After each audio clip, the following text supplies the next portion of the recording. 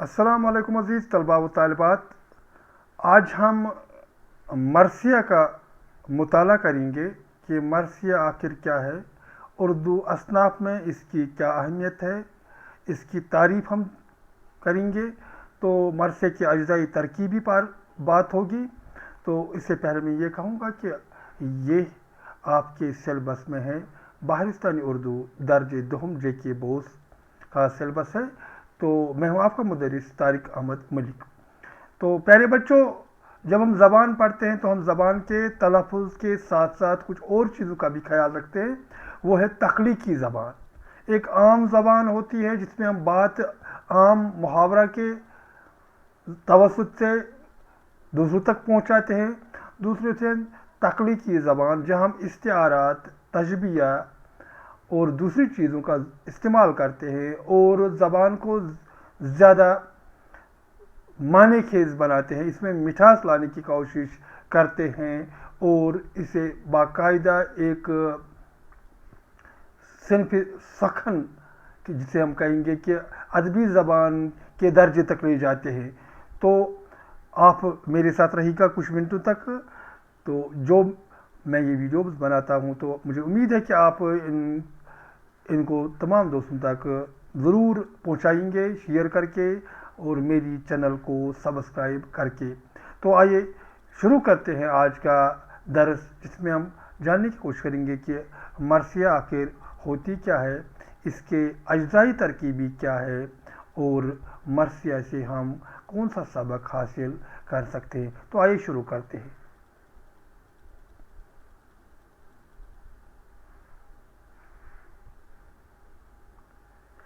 تو پہلے مرثیہ کی تعریف کرتے ہیں. مرثیہ لفظ نکلا ہے، کس سے نکلا ہے؟ رسا سے. رے سے الف، رسا سے یہ نکلا ہے، جس سے مراد ہے رونا، ماتم کرنا. ہم ارد گرد جب محرم کے دنوں میں دیکھتے ہیں کہ وہاں ماتم کیا جاتا ہے، مرثیہ پڑھا جاتا ہے. کوئی خوشی کا موقع نہیں ہوتا، بلکہ امام حسین رضی اللہ تعالیٰ عنہ اور ان کے ساتھیوں نے جو شہادت، عظیم شہادت پیش کی ہے اسلام کی بقا کے لیے، ان کی اس شہادت کے موقع پر انہیں کیسے مظلومی کی حالت میں شہید کیا گیا، اس پر گریہ کرتے ہیں، ماتم کرتے ہیں. تو جہاں تک اصطلاحی معنی کا تعلق ہے، مرثیہ سے مراد ایسی نظم ہے جس میں مرنے والے کے اوصاف بیان کر کے اس کی موت پر رنج و غم کا اظہار کیا جائے. تو یہ ایسی نظم ہم یہاں لکھیں گے، ایسی نظم جس میں مرنے والے کے اوصاف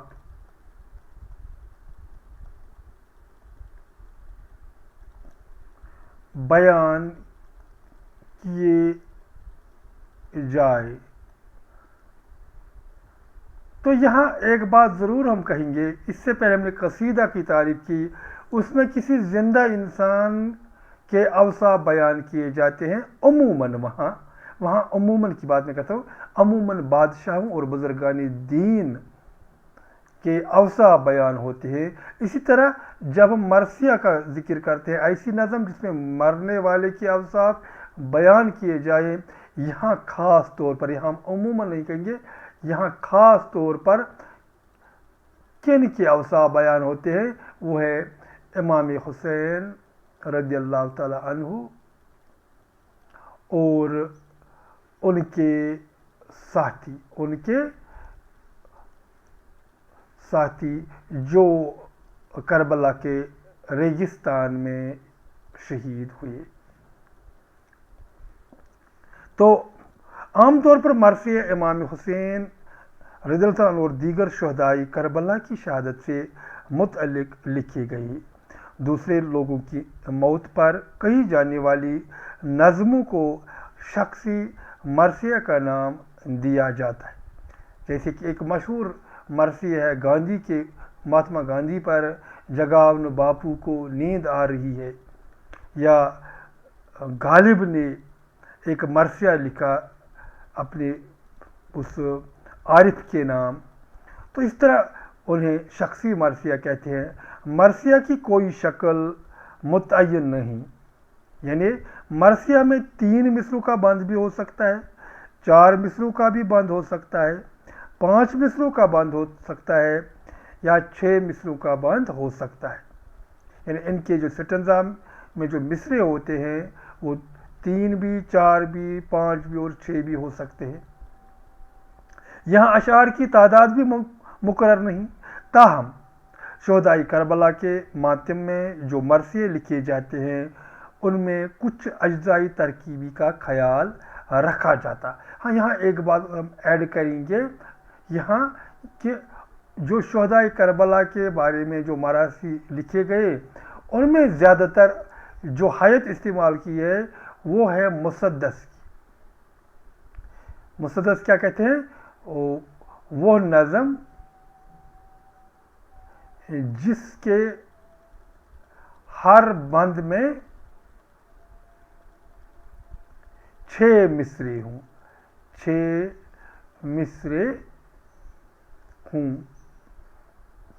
तो आइए अब अज्जाई तरकीबी की बात करें। इस मरसिया में जो अज्जाई तरकीबी है, पहला जुज़ वो है चेहरा, जिसे हम दूसरे उलूम में तमहीद कहते हैं। ये इब्तिदाई अशार जो होते हैं, इब्तिदाई अशार जिनसे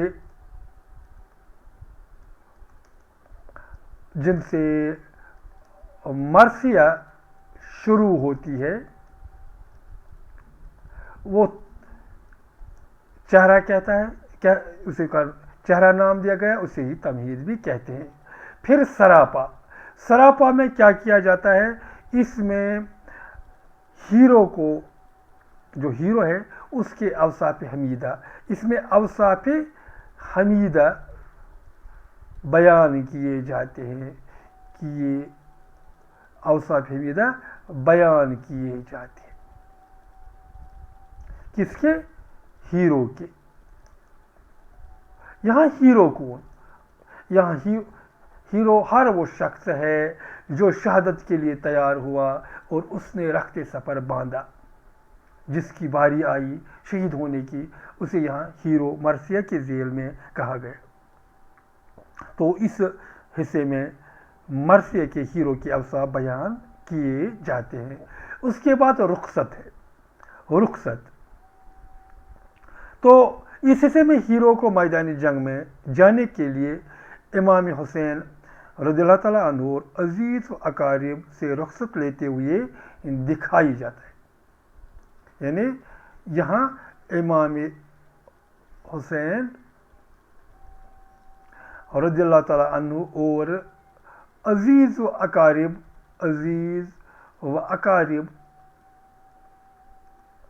से रुखसत लेते हुए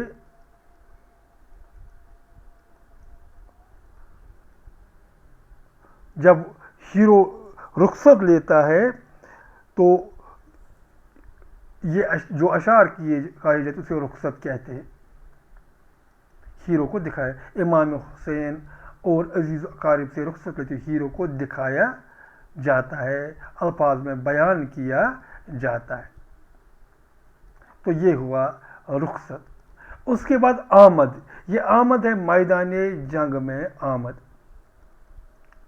मैदान जंग में हीरो की आमद, जंग में हीरो की आमद। ये हीरो नन्ना असगर भी हो सकता है, ये हीरो अली अकबर भी हो सकता है, इमाम हुसैन भी हो सकता है। तो मैदान जंग में हीरो की आमद होती है जब वो मैदानी जंग में आता है। मैदानी जंग की मंजरकशी इस हिस्से में मैदानी जंग की मंजरकशी यहाँ آمد کے وقت منظر کشی دکھائی جاتی ہے، کس شان سے آیا ہیرو، یہ بھی دکھایا جاتا ہے۔ اور اس کے علاوہ جو ہیرو ہوتا ہے وہ گھوڑے پر آتا ہے، گھوڑے اور ہتھیاروں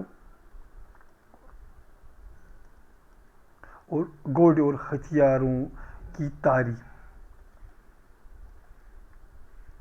ہاں ایک بات ضرور ہے، یہاں جو گھوڑے اور ہتھیاروں کی تعریف کی جاتی ہے اس میں مبالغہ کا استعمال کیا جاتا ہے، بہت زیادہ مبالغہ، یعنی بڑھا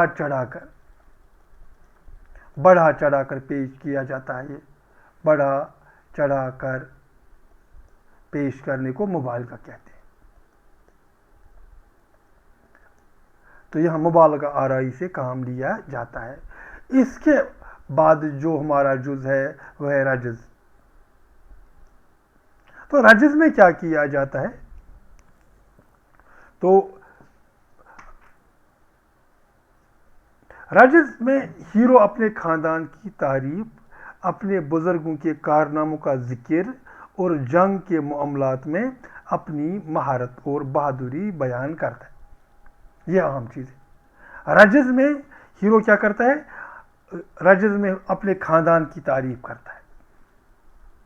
رجز کا جو لفظی معنی ہے وہ بھی کچھ اسی طرح کا ہے، خاندانی اوصاف پر مبنی جوشیلے اشعار لکھنے کا عمل رجز کہلاتا ہے، یعنی ہیرو کے ذریعے سے اپنے خاندان اور آباء و اجداد کی تعریف، ہیرو کے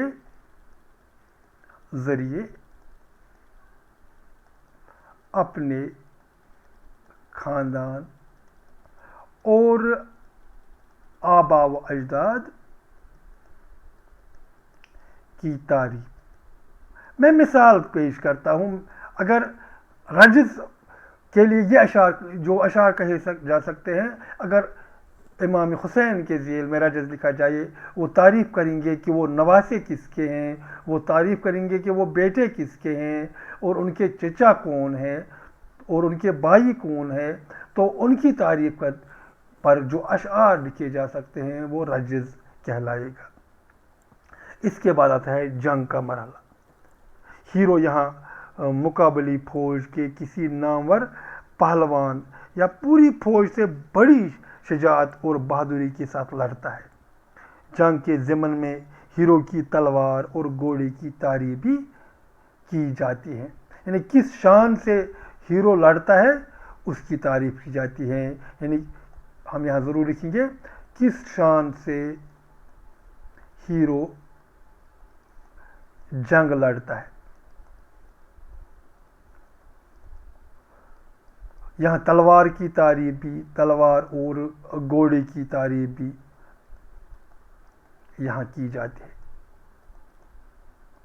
تو ایکچول جنگ جو ہوتا ہے تو یہ بھی ایک جز ہے مرثیے کے اجزائی ترکیب، چونکہ ہاں یہاں ہمارا کنکلوژن دیا گیا ہے، جو حضرت حسین رضی اللہ عنہ اور ان کے ساتھیوں نے جو جنگ لڑی اس کا جو اختتام تھا وہ شہادت پر تھا۔ تو اس لیے ان جو مرثی کا چونکہ ہم مرثیہ کس پر لکھتے ہیں؟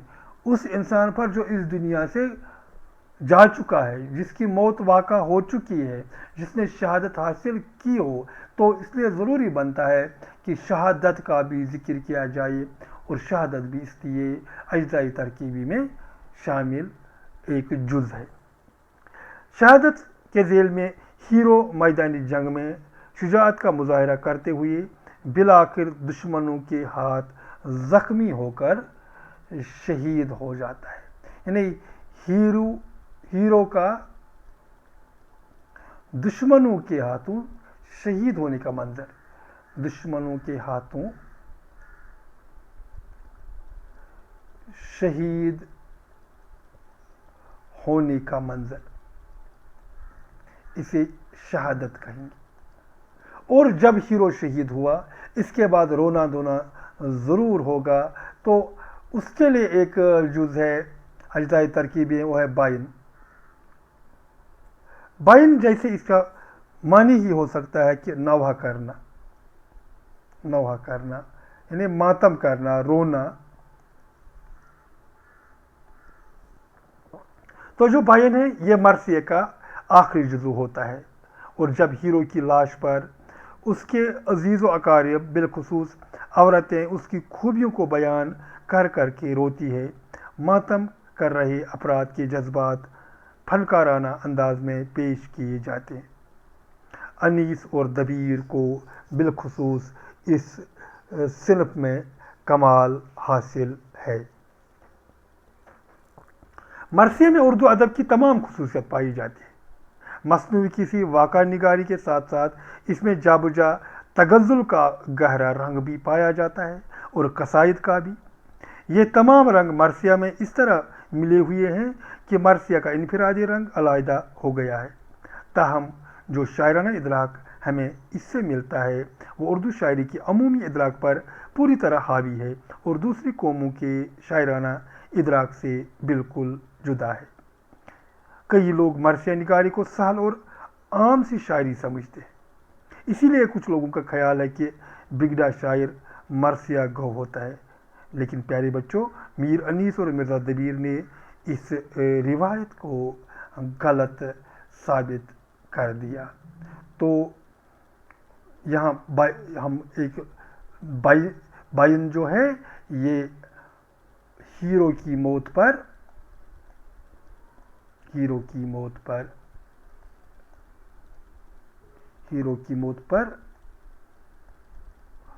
رونا،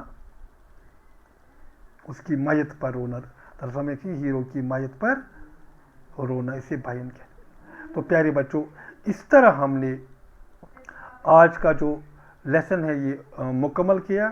مجھے امید ہے کہ آپ کو آج کا جو یہ لیسن ہے یہ پسند آیا ہوگا۔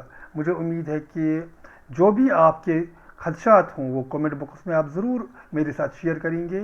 آپ کو اس ویڈیو میں کون سی باتیں سمجھ آئی اس پر بھی 2 جملے آپ لکھیں، اور اگر کسی جگہ کوئی شک و شبہ رہا اس کا بھی ذکر ضرور کریں، اور اپنے دوستوں سے بھی یہ کہیے گا کہ میری اس چینل کو سبسکرائب کریں گے، تاکہ جو بھی میرے آنے والے ویڈیو ہوں گے وہ ان کی نوٹیفیکیشن سب سے پہلے آپ تک پہنچ جائے گی۔ تو آج کے لیے اتنا ہی، دیجیے اجازت، خدا حافظ الناس۔